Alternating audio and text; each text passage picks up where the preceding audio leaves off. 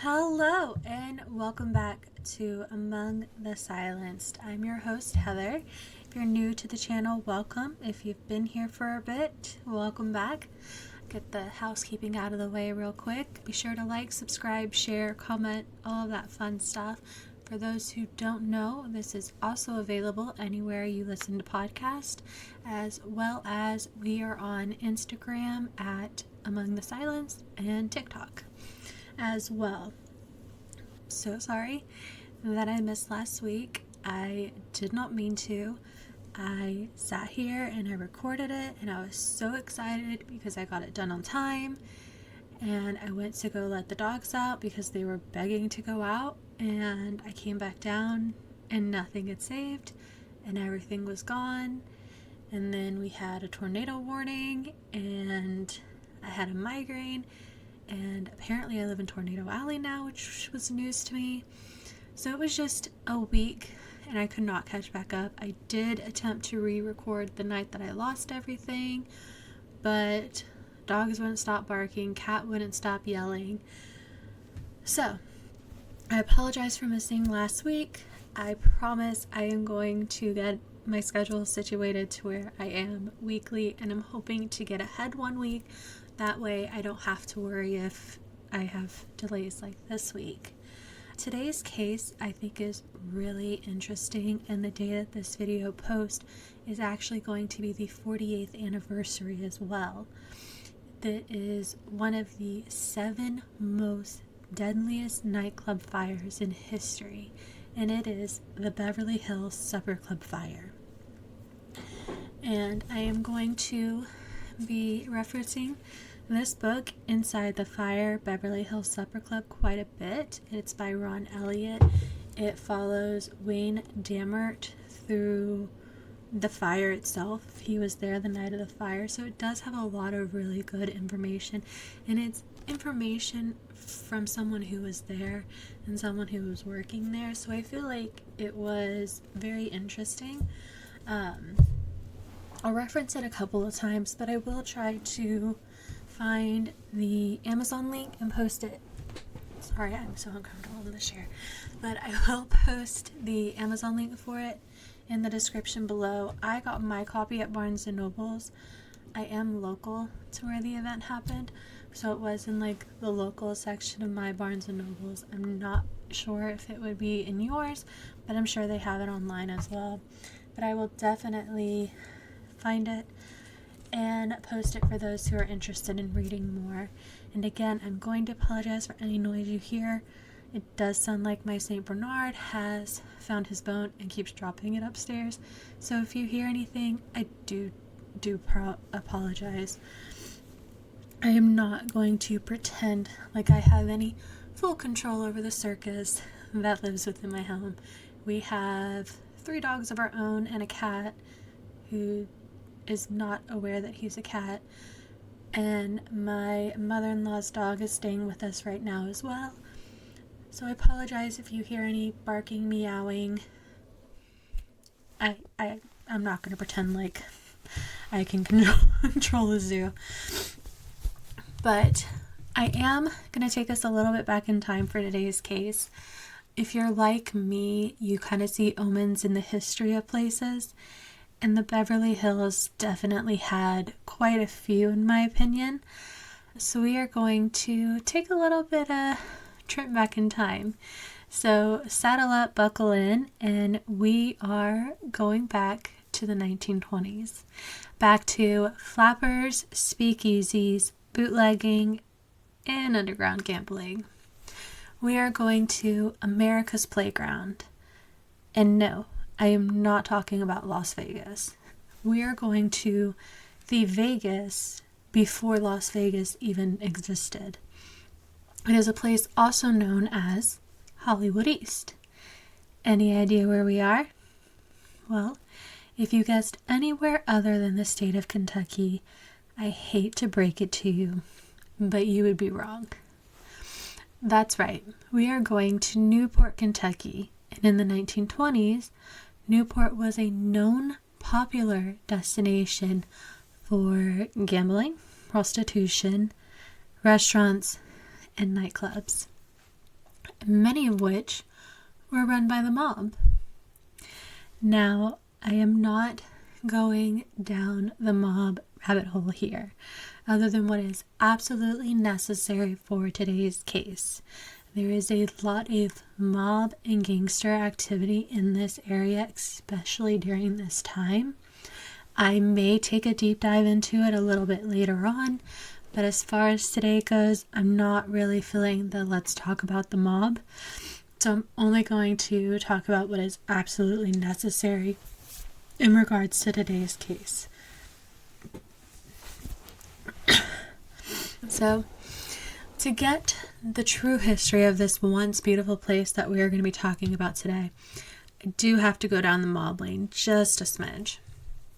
However, from the early 1920s into 1960, Newport was known for, as U.S. Attorney General Robert Kennedy said in 1963, Newport was known nationally wide for open gambling and prostitution, and where law enforcement was deeply corrupted. So how does a tiny blip of a town in northern Kentucky become known as a shady Vegas before Las Vegas? Well, that's pretty simple. The U.S. government had stationed guards here in the early 19th century due to the growth of legal activity courtesy of the railroads and the river being right here, which allowed for illegal transportation to be more readily available. And this only grew more upon passing of the Volstead Act. And for those who aren't aware, the Volstead Act was enacted in 1919, fully taking place everywhere by the 1920s, and it was put into act to provide enforcement to the 18th Amendment, preventing the manufacturing and selling of alcoholic beverages. And the definition of this time for something being an intoxicating or alcoholic beverage was anything that contained more than 0.5% of alcohol. So what happens when you put a large group of bored men into one area? Simple. They look for entertainment and follow their vices.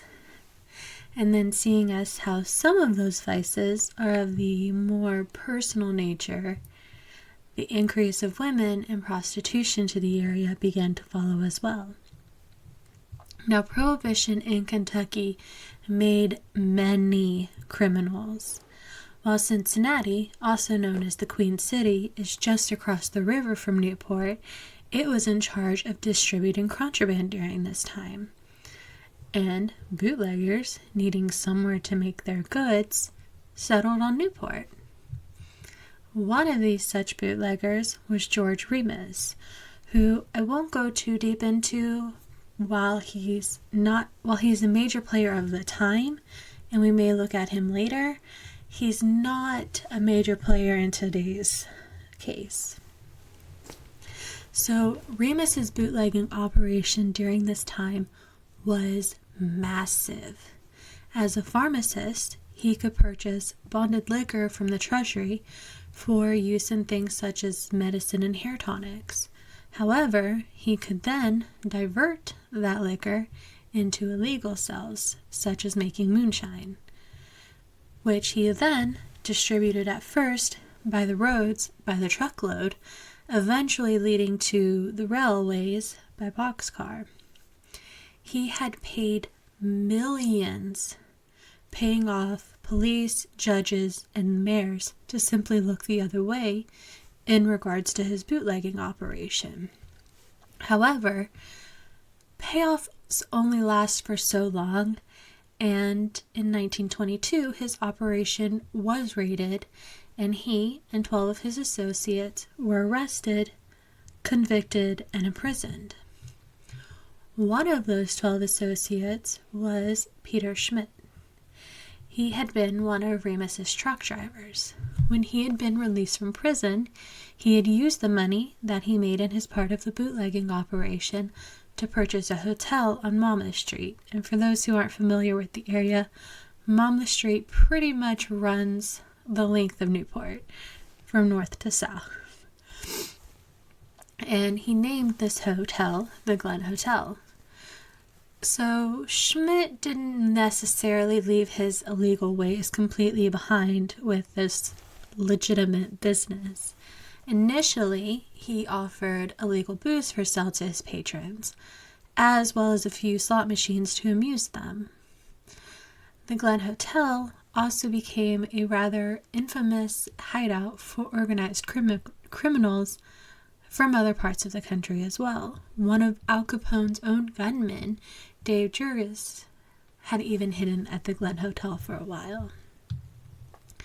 Now, because of the Glen Hotel's illegal activity, it was eventually raided by Treasury agents.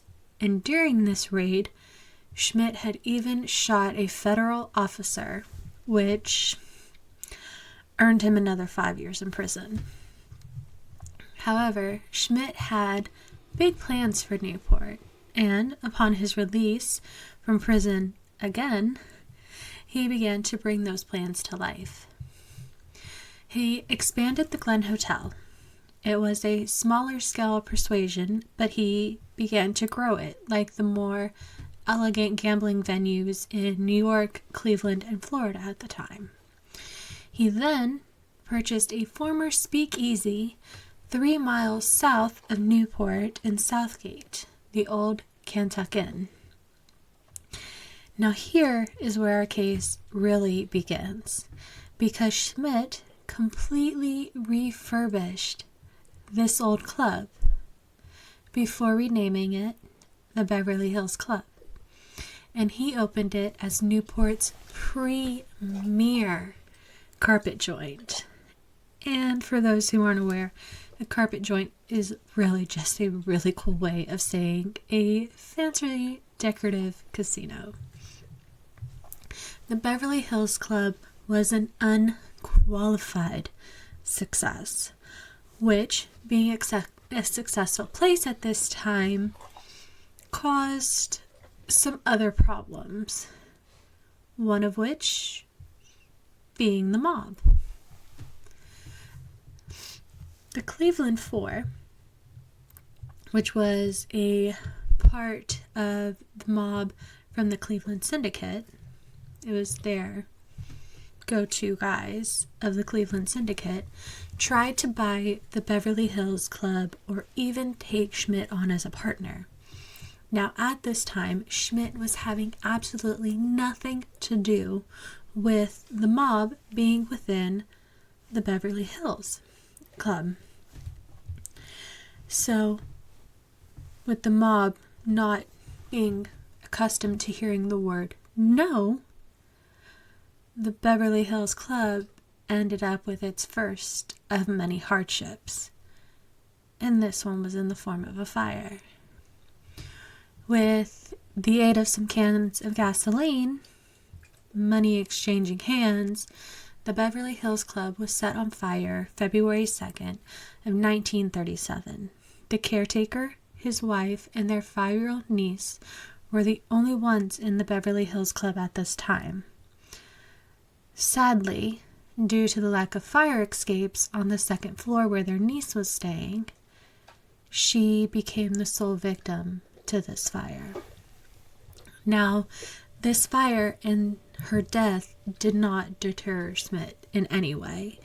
By April of 1937, he had reopened the Beverly Hills Club and renamed it the Beverly Hills Country Club.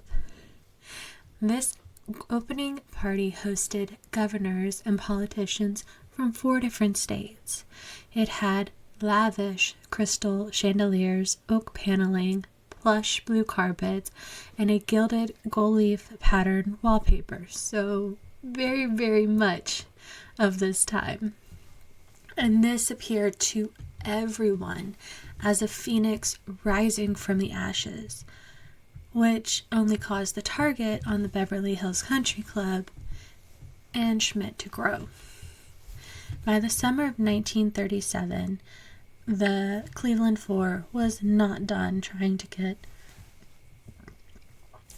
their hands on the Beverly Hills Country Club. In the summer, they had a group of men rob the Beverly Hills Country Club. Due to this robbery, Schmidt hired heavily armed guards to watch over the country club. But it didn't help.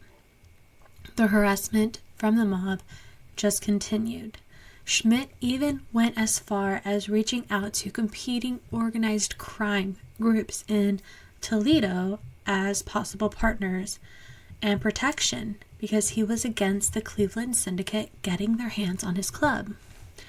But they didn't want to have a run-in with the Cleveland Four, so they all told Schmidt no. So after 3 years of continued harassment, Schmidt sold the Beverly Hills Country Club to Sam Tucker, who was one of the Cleveland Four, in a legal sale at a reduced rate. And that sale was handled by local attorney Charles Lester in 1940. Schmidt retired to his beloved Glen Hotel, and the Cleveland Four had their new carpet joint. The Cleveland Syndicate operated inside of the Beverly Hills Country Club until it closed in 1961, and it closed largely due to the reform movement and national exposures in the early 1960s, when Newport began to clean up its act and police underwent reorganization, sweeping out its seedy underbelly. And most of the mobs began to move out west. At this time, most of the mob and most of those who worked within these restaurants and nightclubs in Newport went out west to where Las Vegas is now.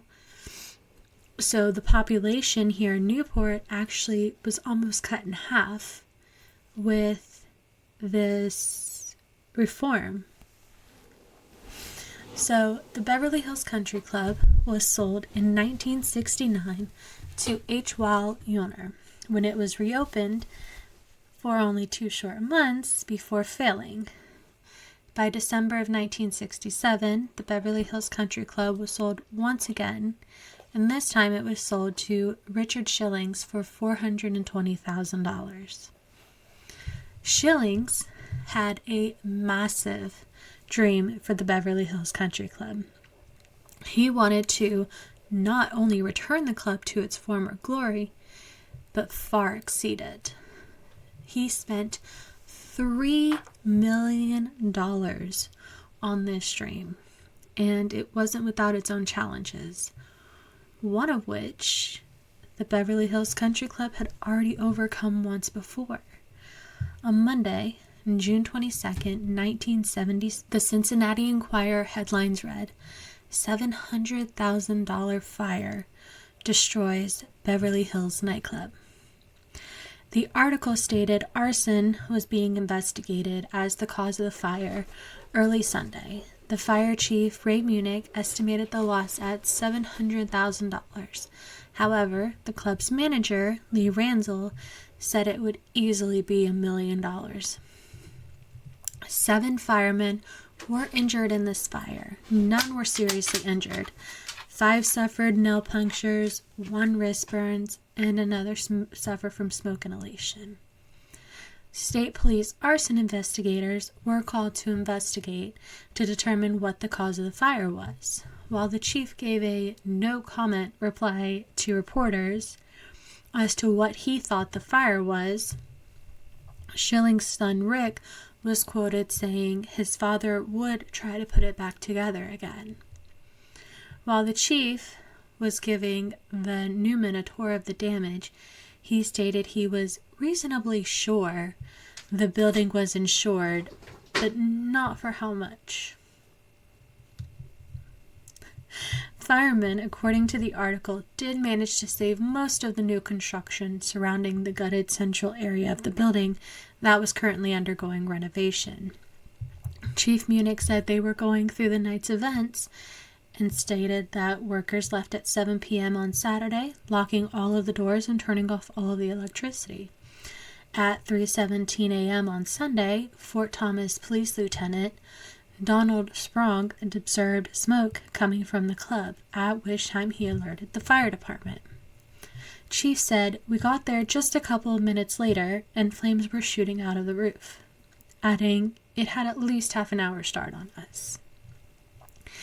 It was the second fire of the year to break out within Campbell County at a nightclub spot. Another club on Monmouth Street was actually destroyed by a fire in March, and arson was expected then too. In fact, between 1970 and 1977, major nightclubs and restaurants were burned every single year. All of them were expected to be arson, and all of them were expected to be related to the mob. Now, inside the book, inside the Fire Beverly Hills Supper Club, it is also mentioned that during this, the fire police made an additional observation in regards to the fire that night. And it was that he stated, "The fire had a pretty good start on us, especially up on that hill. You've got a good wind going up there, and it didn't help matters any." So Rick, as he stated, his father did in fact go ahead with renovating the Beverly Hills Country Club. And by early 1971, those renovations were nearing completion. The Beverly Hills opened up as the Beverly Hills Supper Club February 10th, 1971, and this is less than 24 hours after the city of Southgate had issued the certificate of occupancy for the new rebuilt structure.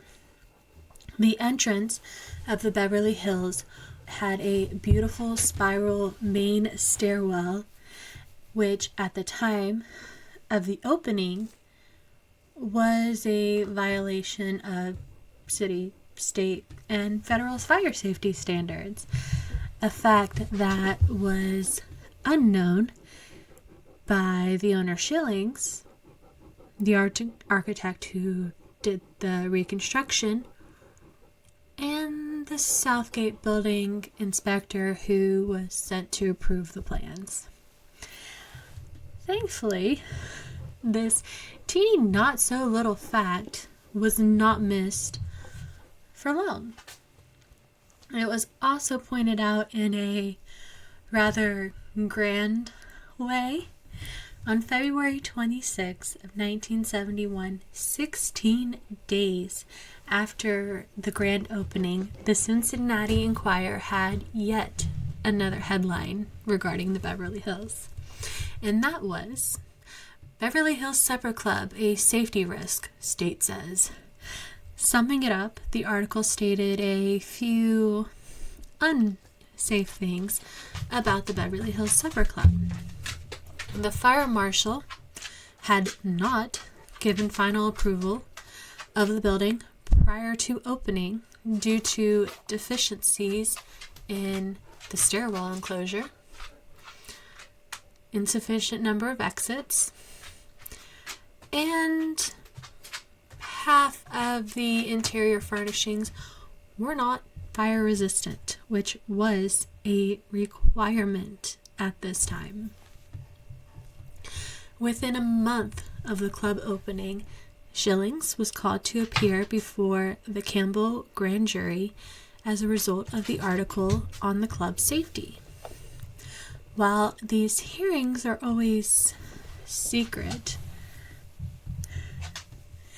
it was known that the fire chief, building inspector, and the state fire marshal were all there to testify. And for those who are watching online, this is Boomer. He's a polar bear. He is my mother-in-law's Great Pyrenees. He's hanging out with us, and he has a very annoying way of demanding your attention by shoving his big old beautiful head right underneath your hand. So I apologize if you can hear his nails pitter-pattering on the floor or his heavy breathing. I literally have zero control over this dog. The other ones were trained by me. This one's a little more hard-headed. Now, The conclusion of the hearing was announced a week later, stating, "We are satisfied that the Beverly Hills has complied with all fire and safety regulations." Translation: we were given enough money that we're going to look the other way in the promises that you are making in regards to fixing these concerns that we have. Or at least that's how it ends up looking. I know you want attention, but I'm trying to do stuff. Okay, be cute. In the book, one of Schilling's employees, Dwayne Dammer, had said that he had overheard Schillings telling a patron after the report had released, stating, "I believe with all of my heart that this building is as safe from the fire as any other structure in the United States." That just seems like a very bold statement to me. But with the popularity of the Beverly Hills Supper Club growing, Schillings was able to add on to the club's appearance. In July of 1972, the club underwent a facelift. The front of the building was modified with a false front, statues and fountains, giving it that Vegas facade, and this modification was completed within a month. Now, it was just given a false front, so the building got a little bit longer with all of the modifications between the original building and this false front. Now, the Beverly Hills Supper Club truly was the place to be during this time, and it brought in stars and entertainment ranging from Ray Charles, the Mills Brother, Mitten Burrell, Jim Nabbers, Bobby Goldsboro, stars from the Cincinnati Reds, Joey Hetherington, Frankie Vall, and Ben Dallas, just to name a few. While the Beverly Hills Supper Club continued to grow in popularity, the summer of 1974 allowed Schilling's dream to expand to the showroom. On July 8th of 1974, the building permit for the expansion was issued, and Schillings and his architect went to work expanding the showroom. Now, a fact that wasn't learned until a little too late was that this architect was not licensed to practice in the state of Kentucky. So, the entire time of this project, he was not aware that he was in violation of Kentucky's state law. And they didn't just expand on this room. The entire existing room was gutted during this expansion. So nothing from the original plans of the room remained. This expansion of the showroom was completed in November, and on November 11th of 1974, the new showroom, named the Cabaret, was opened to the public. It was a massive room, tiered into 4 separate levels so that each of the 1,000 patrons in the room could clearly see the stage. The room also had a disguised entrance in the new corridor off of the main hallway that patrons would not be able to see unless they knew it was there or it was pointed out to them by a staff member. So, since it was a hidden entrance, patrons simply continued to the more obvious entrance to the room. Now, I'm going to kind of walk you all through the expansion or through the layout of the club, at least at this time. It is kind of a little bit of a maze, sort of.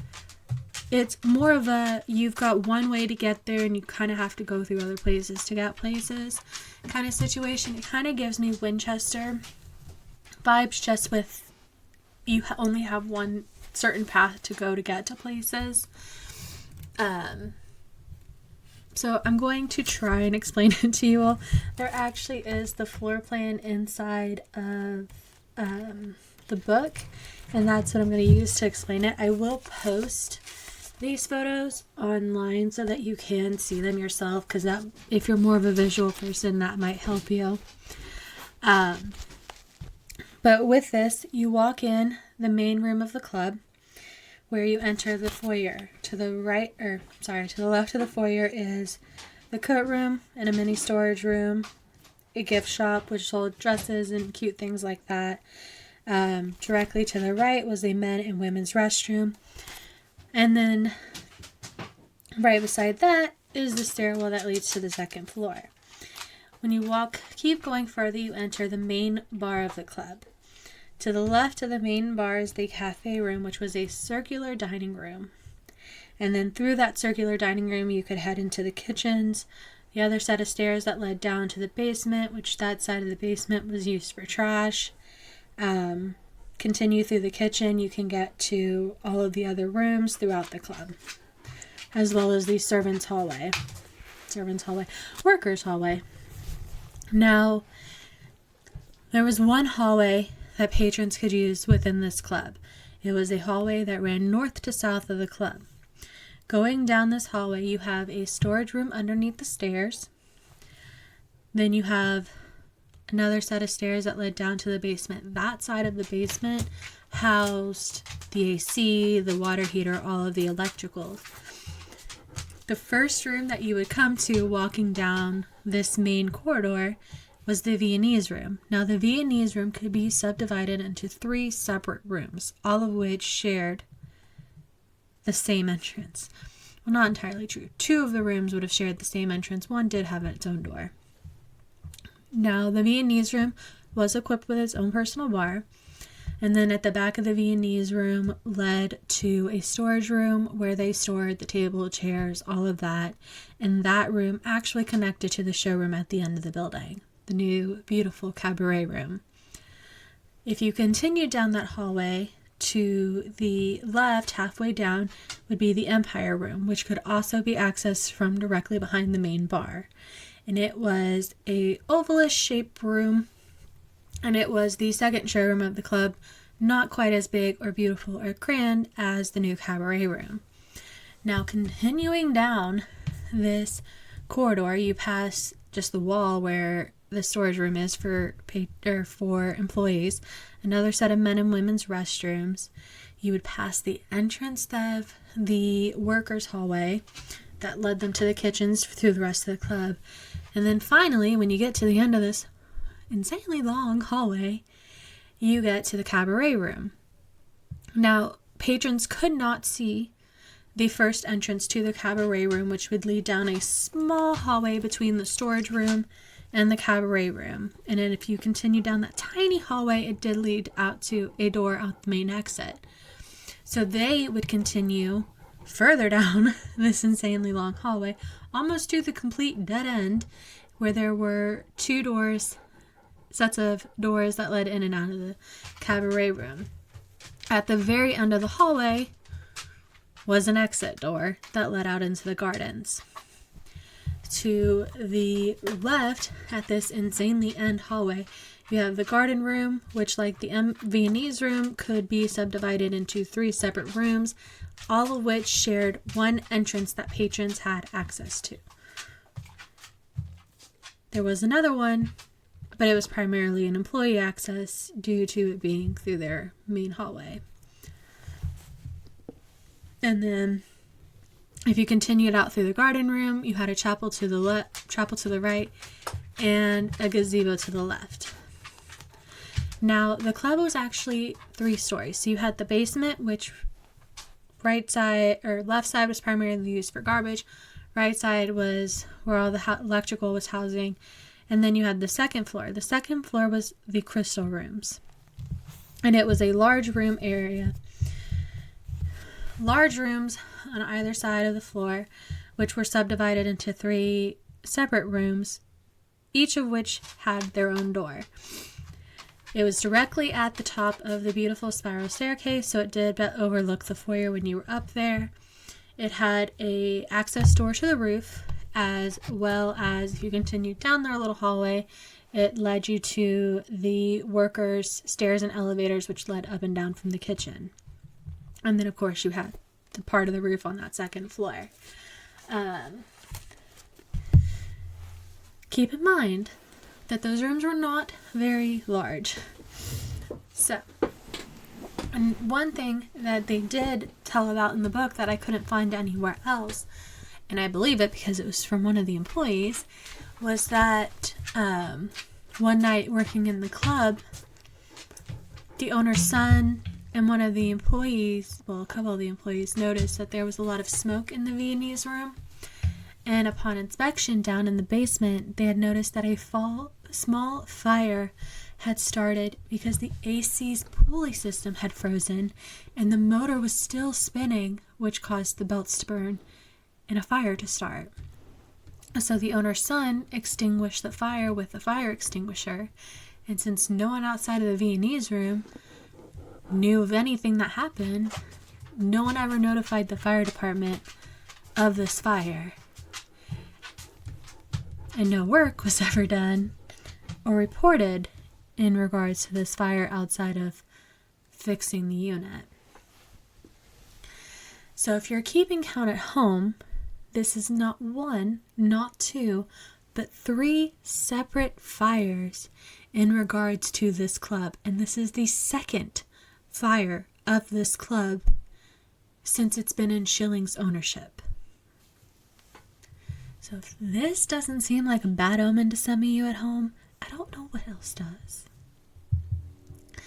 Now, there is another little bit of tidbit information that I really liked learning when I was reading the book, and that was, if you go back to when the club first got in trouble for its fire safety, part of the requirements from that grand jury review was that all employees were to receive training in fire prevention and firefighting once the employment situation had stabilized during the club, because they understood a new business, you have a lot of staff running in and out because you overhire for the openings, and then you start letting people go as things start mellowing out and seeing who actually fit within this.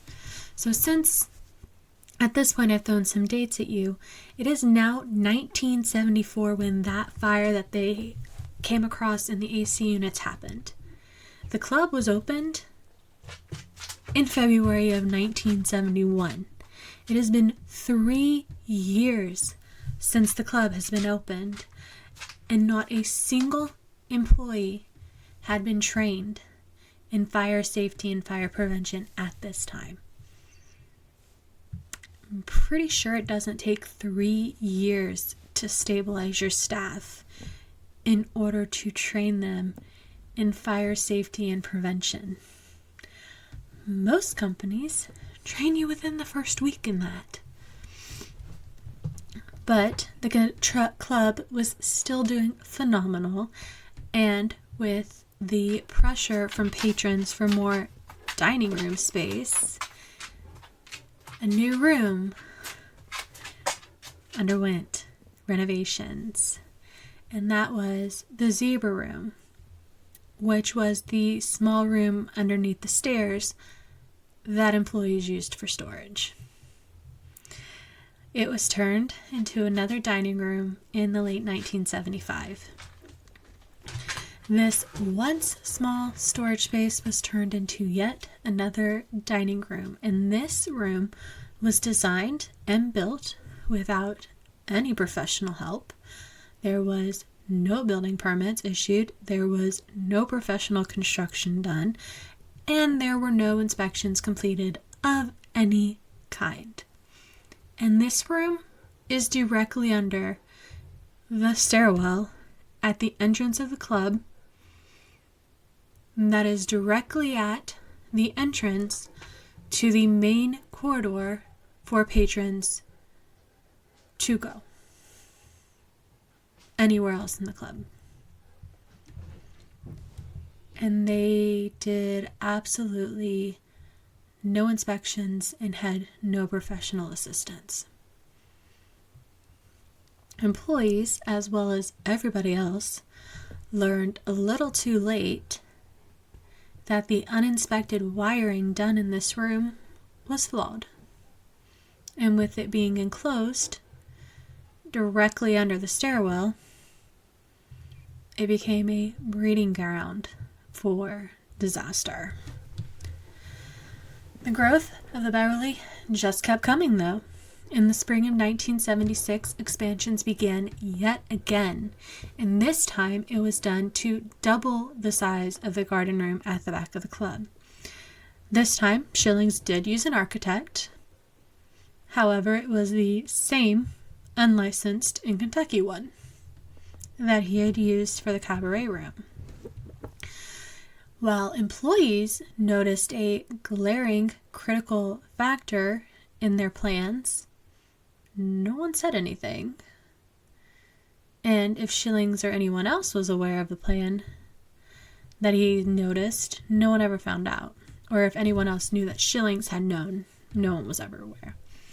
Now, the problem with this new plan that was glaring to everybody, but apparently the architect and Schillings, was that this plan to expand the garden room was that exit at the end of the main corridor that led outside, right beside the cabaret room that was there for emergencies, was gone. With the expansion of the 50 feet that the plans had called for, it crept into that hallway and took away the exit at the end of the hallway. By fall, the garden room was complete as planned. It had a glass back wall that allowed you to see out into the gardens. Even part of the ceiling was glass, so it gave you that outside feel without actually having to go outside.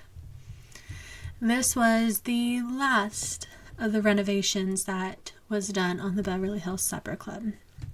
Not because Schillings ran out of visions or dreams for his club, but because we are heading into Kentucky's worst tragedy, and as I said before, one of the 7th deadliest nightclub fires in history. Memorial Weekend, Saturday, May 28th, 1977. Teeter and McDonald comedy team were on stage in the cabaret room, opening for John Davidson. Every single room inside the club was completely booked, and most of them were overpacked with patrons. There were those there for dinner, those there for the shows. The Greater Cincinnati Choral Union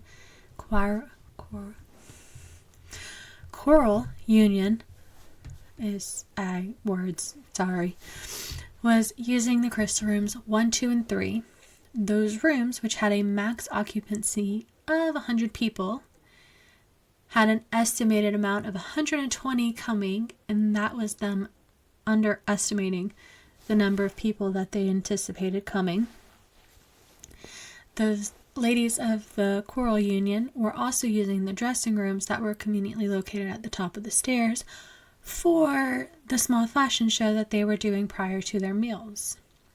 The Afghan Hound Club was occupying Crystal Rooms 4, 5, and 6, and they were probably the only room in the club not maxing out their maximum occupancy, because they only had about 90 people. There was a small wedding in the Zebra Room. There was a doctor party in the Viennese Room. The other dining room was open for normal patrons.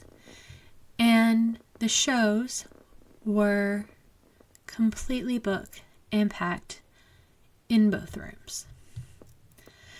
So, one of the main reasons I think fires are absolutely so terrifying is because it goes from nothing's wrong to a complete shit show so quickly. And that is exactly what happened to the Beverly Hills Supper Club. It went from operations as normal as they've had every other weekend since the club's inception to a complete and total disaster. And it all happened within the span of 30 minutes. 30 minutes is all it took for this nightclub to be one of the deadliest nightclubs in history. I have a serious respect for fire because it is a disaster that has a mind of its own and so quickly. So night's events start at, and I do for the most part follow all of the night's events from the book because they, unlike me, were there that night. So at 9 p.m., a fire that had begun in the zebra room was announced. And with about 200 people upstairs, unable to go down the main way out of the building because of all the smoke from the fire, they were forced to go down through the service hallway and down those stairs and through the kitchen. There were even some people who were trying to pry the elevator open during this time, but Wayne thankfully was up there and he actually prevented them from doing that, directed them down the stairs, and kitchen staff was ushering those people through the exits as they were rushing in. And I did look into it. The 90 people inside the zebra room for that small wedding did make it. I promise I checked. I just got married in October. It was the first thing I thought of is, oh my goodness, please let those people with me. As far as I could find, none of them were injured. Now, with the fire roaring up the stairwell, the beginning of the club at the entrance of that main corridor that leads to every other room in the club too was starting to become impassable. The fire department was called at 9:01 p.m. Firefighters began arriving on site at the Beverly Hills Supper Club by 9:04 p.m. Now, here's a part that kind of irritates me to no end, and that is this all happened in the 1970s. So smoking was still a majorly popular and not so uncommon thing. And there's always that layer of smoke that hung around in restaurants and in clubs from people smoking, and it was just how it was. And the problem is, in situations like this, it just led to more issues. So with the showroom having an estimated, and this is an estimated based on the floor plan that was drawn by the hostess, and it was similar to every other single night that they had at club, it was currently seated for 1,350 people. At this time, they estimated nearly 1,000 to 1,300 people being in that room already. And by this point, patrons and employees alike have been notified of the fire. Employees were going around room to room letting patrons know there was a small fire in the building, everyone needed to evacuate until things were safe and things would resume as normal once they got the fire under control. But the problem is, the cabaret room was on the complete opposite side of the club from the zebra room, so no one believed there was anything wrong. They couldn't see this fire. There's always smoke, so for as far as they knew, there was nothing wrong. There were two busboys running around at the time and letting people know what was going on. Walter Bailey and Jay Neese, both of who were teenagers. And the reason I point that out is, again, this is in the 1970s, where children and young adults were better seen than heard. So Neese had gone off to the Viennese room, and Walter had went down to the cabaret room. At 9:08 p.m., after arguing with other employees in the area on how to get people out, he got up on stage, took the mic, and said a small fire had started. Not to panic, but everyone needed to evacuate it. And he pointed to the, at the time, 3 ways patrons could have gotten out of the club safely. And then there was even debate in the end over whether or not he got on stage to warn people because he was told to or just because he did it on his own accord. And I'm over here like, who cares if he was told or if he did it on his own accord? He did it. But honestly, he probably did it on his own because no one was listening to him and he was getting annoyed and trying to get people out. And the thing is, a lot of people did. They heard him, they listened, they got up, and they left. But many people stayed, waiting for the show to start, drinking their cocktails. The smoke in the room was no different than any other day at the club, and they literally did not believe there was anything wrong and that they did not need to leave. Now, I did say 3 ways out of that room, which by law was already less than 1 required for that area. And because people weren't leaving before things got worse, those 3 ways out continued to narrow as the night got longer. One of those paths that disappeared was the one every single person in the club knew, because it was the main corridor of the club, the one they would have used to get there, which was blocked by a fire because the fire started in the zebra room directly underneath the stairs right at the beginning of that main corridor. Another one of those exits was the obscure exit that no one knew was there unless someone pointed it out to them. Now, fire, not caring whether or not you're drinking your cocktails and waiting for the show to start, just kept growing, leading to a flashover within the zebra room. And a flashover is the near simultaneous ignition of all combustible material within an enclosed area. When many materials are heated, they release a flammable gas, and flashovers occur when the majority of the surfaces within an enclosed area are heated to auto-ignition temperature of those flammable gases they release. Remember at the beginning when one of the issues that was pointed out in the article was that more than half of the interior was not fire resistant? This is what happens when the materials inside your club are not fire resistant. They cause a flashover and make fires that much worse.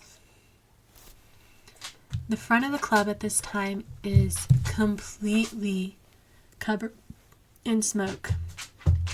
There is a massive blaze, and people are still refusing to leave the cabaret room because no one saw the fire. An exodus of the room did finally begin when the opening act, begging people to leave, said, "We promise the show will resume once everything is safe. Please exit the club." So basically they're saying, there's no point in sitting here waiting for us. We're not going to do anything until you all leave and they get this fire under control. At that point, those 3 exits were down to 2. One, which became the most popular way for people to get out, was 2 awkward right turn angles at the right side of the stage that led through a tiny hall that led through an exit door. The other was the hidden door on the other side of the stage in the cabaret room that led out down the tiny hall between the cabaret and the storage room that had to literally be pointed out to patrons because you could not see that there was a door there. Sadly, people were still not exercising a sense of urgency at this point. because the fire still hadn't made it any further than the zebra room and the front of the club. Some patrons were even passing the bar, joking about getting a drink to go.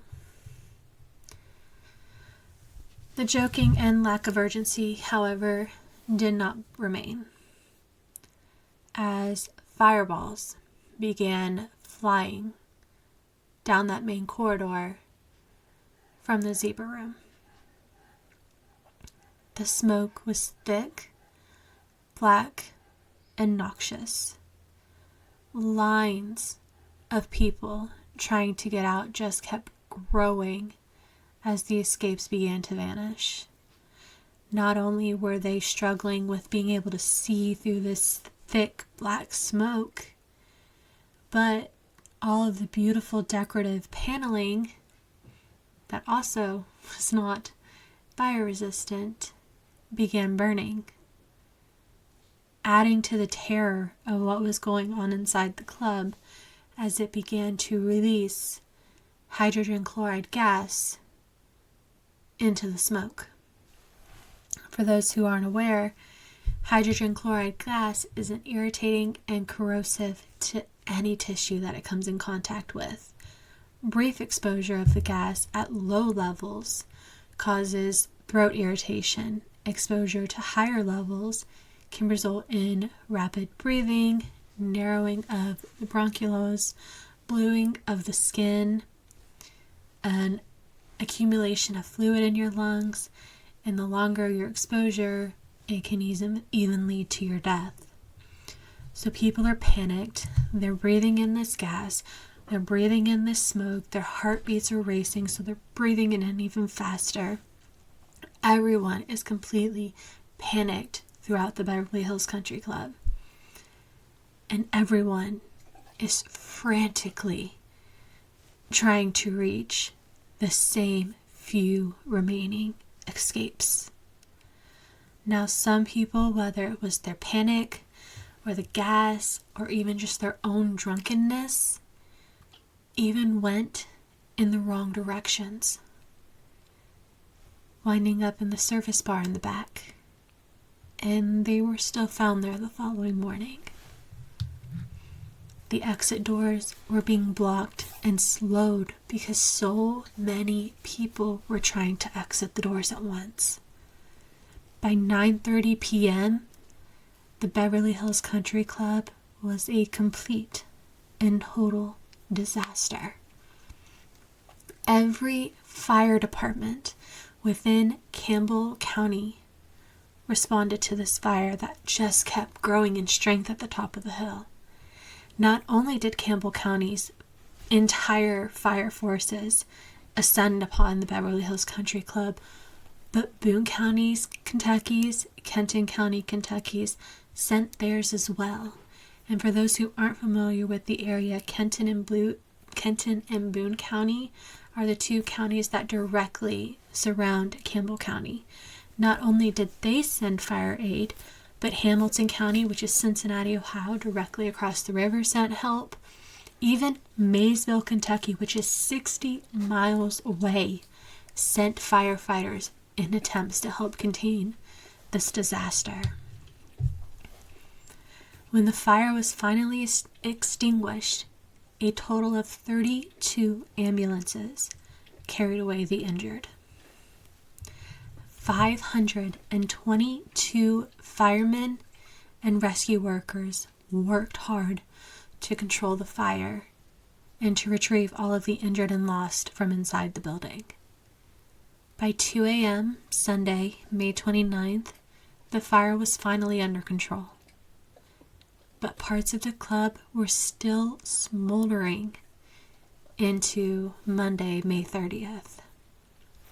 In total, even with those lucky enough to survive the fire, not all survived their injuries.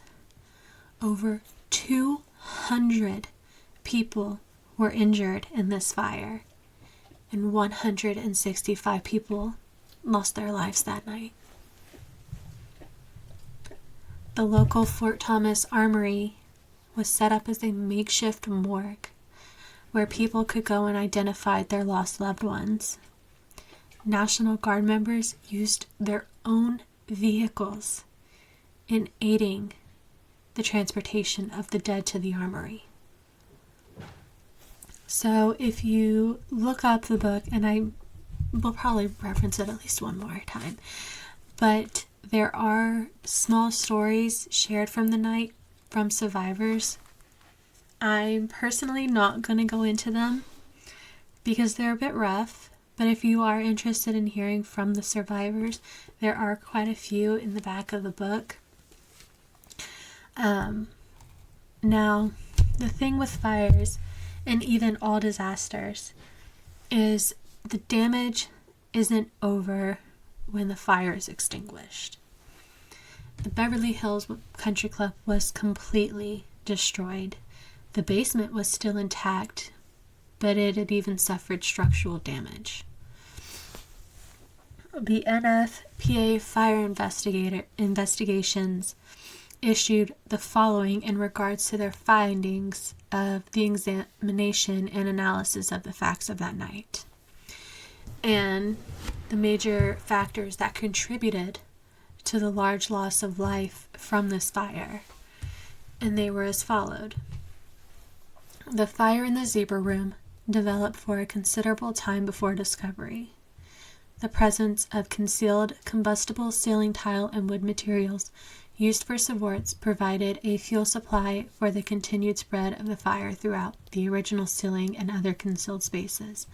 So essentially, when that room was made, there was larger gaps in the wall between the wiring, so the fire actually had time to develop within the walls before anybody saw anything. It said, which this one I kind of have a debate on based on what I read from staff versus what this report said, but the report stated that the Beverly Hills Supper Club staff attempted to extinguish the fire before notifying occupants to leave the building and before the fire department was called. But some of the reports from the staff say once they saw the fire, they began to alert people. I wasn't there. You may or may not have been there. But that is what their findings stated. It stated also that the number of people in the cabaret room far exceeded the number of occupants the room could safely accommodate according to the codes and standards in effect at the time. Also, the number of occupants in the Beverly Hills Supper Club on the night of the fire exceeded by nearly double the number of people that the building itself could safely accommodate. The capacity of the means of egress for the club, and especially for the cabaret room, was not adequate for the occupant load based on the required square foot per occupant according to the NFPA Life Safety Code, or for the actual number of occupants that were in the building at the time of the fire. The interior finish in the main north-south corridor exceeded the flame spread by allowing for places of assembly in the Life Safety Code and contributed to the rapid spread of the fire from the Zebra Room to the cabaret room. So essentially, the north-south corridor, everything that was in it, just because nothing was really fire resistant and there was no big heavy metal door to stop the flames, it literally just made a nice little tube to get the fire from point A to point B so much quicker. It also stated that the Beverly Hills Supper Club was not provided with an automatic sprinkler protection, which was required by Kentucky at the time of the fire. So the automatic sprinkler system that is literally everywhere, that everybody's like, oh my gosh, get the smoke controlled before the sprinklers go off, they didn't have one. And Kentucky did require one at the time. So they did have the estimated number of people in the club at the time of the fire, and they were as followed. In the crystal rooms on the second floor, there were between 210 and 250 people. In the Zebra Room, as I briefly mentioned before, thankfully there was nobody in the room at the time of the fire because it had been evacuated completely. The cafe room had between 100 and 125 people. The main bar area had between 100 and 125 people. The Viennese room had between 100 and 125 people. The Empire room, which was the other showroom, had between 375 and 425 people. The kitchen had between 40 and 50 people working. The main corridor had between 70 and 100 people just going up and down the hallways at the time. The garden room had between 200 and 300 people. And the cabaret room had between 1,200 and 1,300 people. Most, if not all, of the rooms had exceeded their allowed occupancy by nearly double what was allowed. Once the fire was fully extinguished, they were also able to list the fatalities found within the club. And there were 2 in the Viennese room, 99 in the cabaret room. There were 12 found behind the bar. 1 was found behind the stage.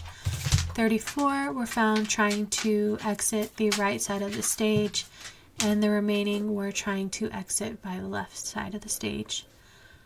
26 of those were not found until the fire was fully extinguished. They did rule the cause of the fire to be electrical in nature.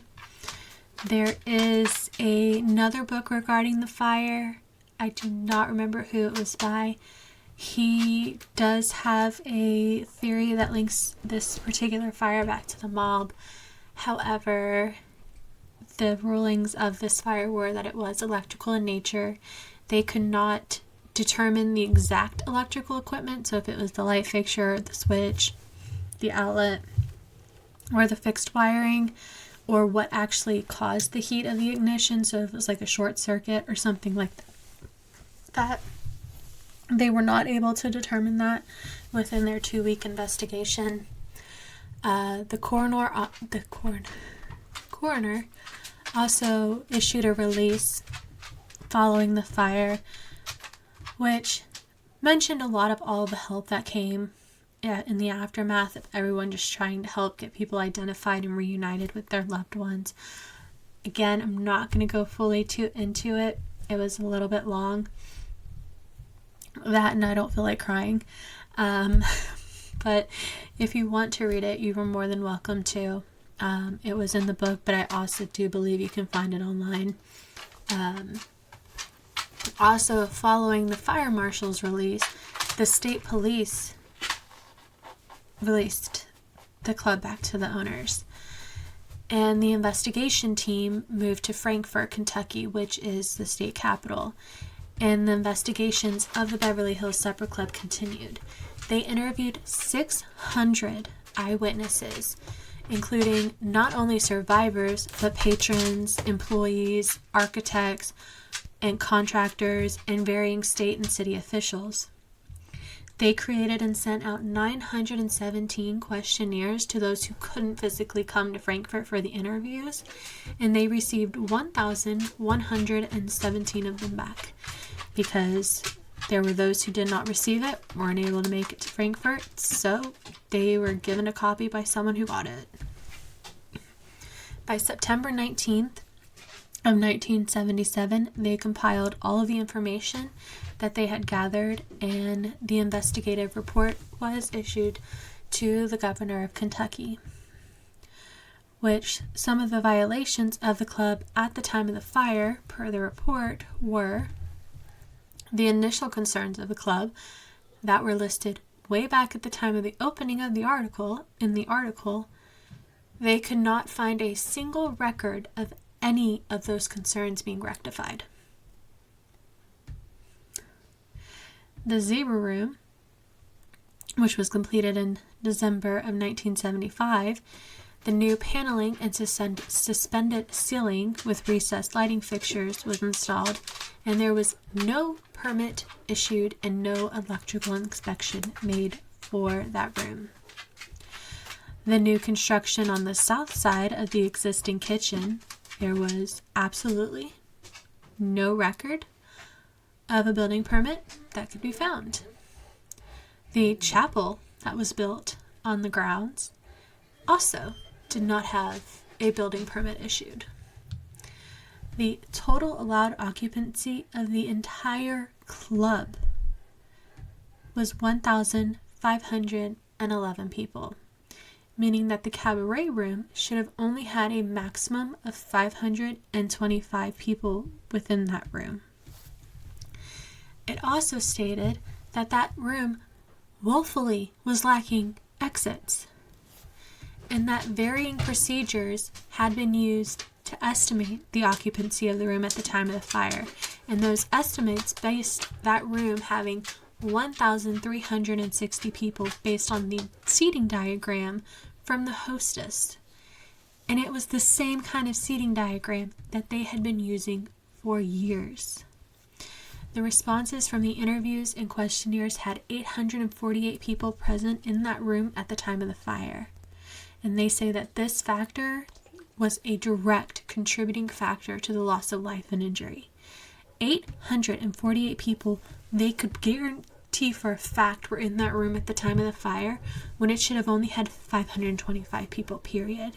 And they were even seating that room at 1,360 people, which is just shy of 200 less than what the entire club was allowed to have in one room. Now, in regards to the crystal rooms, which were the 6 rooms upstairs, that stairwell was not properly enclosed, and it was the primary access to the club. So because there was no enclosure on that stairwell, it just let the smoke immediately access everything, which forced patrons to those secondary exits, and that door that leads to the roof that's up there on that second floor was actually locked during the time of the fire. So that wasn't even an option for people to leave that way. The report also added that it was the opinion of the investigating team that the Beverly Hills Country Club facility was constructed with an insufficient exits, and that insufficiency was a direct contributing factor to the loss of life. So they're stating they did not have enough doors outside to get out of that club to have prevented something like this from being this bad. When it came to the spread of the fire from the zebra room to the cabaret room, the report stated it indicates that the hot gases and smoke spread rapidly down that corridor, traversing the entire 150-foot hallway in less than 5 minutes. This analysis further indicated that the actual spread of the fire down that hallway was a little bit slower because it took so long for the gases to build up at the beginning. And they also tried to state that they believe more time had passed and believe that the staff didn't actually try to evacuate people immediately as they were claiming. However, they did conclude that the lack of training in emergency evacuation procedure was a direct contributing loss of life and injury. So the fact that none of that staff was ever trained in fire prevention or firefighting or fire safety or even emergency evacuation plans for situations like this added to the loss of injury and life. The report continued to state that the fire was electrical in nature and all of the unknown and misinspections, and that a lot of the area failed to even meet codes, were all the cause of fire. And, this could have become a criminal issue for the Schillings, but the governor did hold true to his word and agreed to go with the report's conclusions and recommendations. So it was the only thing in Schilling's favor because it did not bring him up on criminal charges for the fire. So he wasn't charged with criminal neglect and attention and all of that. So it was the only thing that ended in Schilling's favor in regards to this that I will give them. And it did close the Commonwealth criminal involvement in the fire. However, by the time that this report had finally made it to the governor, 90 suits had been filed at that point for damages from the fire, totaling more than $3 million, all of which, because it wasn't being brought up on criminal charges, fell under civil litigation. Sorry, y'all, words are hard. Now, the city of Southgate and the Commonwealth of Kentucky were featured prominently in most of these suits. And then the 4R Corporation, which consisted of Dick Schilling and his sons, were the primary defendants. Rick Schillings and his sons were the primary defendants. Now, I'm not going to go deep dive into all of the cases because honestly, we would never get out of here. There were over 90 suits at this point that had been filed, with more to come. However, once it was all said and done, there were 268 plaintiffs total, around 100 attorneys involved, and then it left a big how-to in dividing all of the money that was awarded to the plaintiffs. In the end, it ended up with the attorneys receiving $5 million and $30 million was divvied out between the 268 plaintiffs. The Beverly Hills Supper Club was never rebuilt. In fact, nothing other than the cleanup was done on that area until May of 2023, 2022, somewhere around then. I mean, it was recent that they even did anything. When it was around the 45th anniversary is when they erected the memorial of the Beverly Hills Supper Club, and it is at the bottom of the hill that once led to where the club sat. The memorial also shows all of the good that came into effect directly because of the Beverly Hills Supper Club fire. For one, battery-powered emergency lights. The signs showing the way out, the big green ones that are literally above every emergency exit door everywhere you go. Those were a direct rule that came into effect because of this fire. Patrons could not find their way out of this club because some of the doors were hidden, that they made it to where you have to have something there to show people the way out. In October of 2023, so it's 2023 that they finally did something with the land up there. And that was a 200-unit apartment community. It was developed by the city. And it is called the Vicinity and Memorial Point, which completed at the end of 2023, the beginning of 2024, so it's relatively new. There are apartments up there, and they truly are beautiful. They really did a great job doing everything, and then they have the memorial at the bottom of the hill, which I did go and get a video of for you all that I will attach at the end of this video for you today. I will post it on Instagram as well as TikTok so that you guys can see it. Truly, the memorial, when you go there, it kind of feels heavy. Like the air feels heavy. I don't really know how to explain it any better than that. But every single one of the 165 people who passed in that fire are actually memorialized there. Every single one of them have their own stone with their name engraved. I will post that at the end of the video for you guys. But that is all that I have for you guys today, and I'm sorry I started sounding a little sinusy and congesty. My neighbor started mowing about halfway through, and I am allergic to cut grass, so I started getting a little snuffleupagus on you. But that is all that I have for you guys today. I am going to go finish up my research for next week's case for you guys, and until then, stay safe, and I will see you all later. Bye. If you go up this street right here, it is what was once the entrance and the driveway to the Beverly Hills Supper Club. Within the last couple of years, they've changed it into apartment complexes. But what is cool is at the bottom of the hill, we have built a memorial in dedication to the site of the Beverly Hills Supper Club. This fire was tragic. This fire claimed 165, and every single one of them is remembered here. Now, sadly, like most things, it took a disaster for some good to come out of it. And we'll go over the good that came out of the fire a little bit later when I'm not being rained on. But every single person is remembered here.